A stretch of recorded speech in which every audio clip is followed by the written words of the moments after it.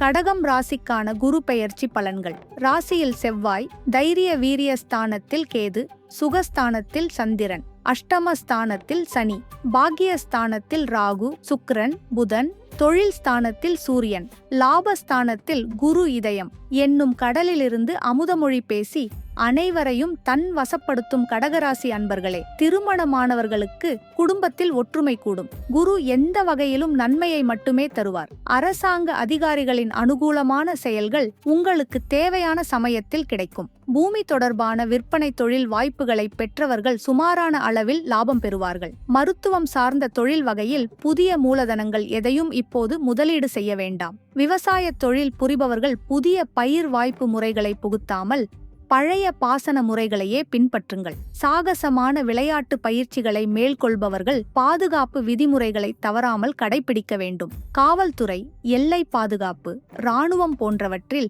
பணிபுரிபவர்கள் தற்காப்பு வழிமுறைகளில் தகுந்த கவனம் செலுத்த வேண்டும். அரசாங்கத்தின் அனுகூலம் மிகுதியாகவே உண்டு. ஏற்கனவே பெற்ற புகழுடன் புதிய புகழும் வந்து சேரும். ஆன்மீக எண்ணங்களில் மனம் ஈடுபாடு கொள்ளும். எதிரிகள் மறைந்திருந்து கெடுதல் செய்வார்கள்.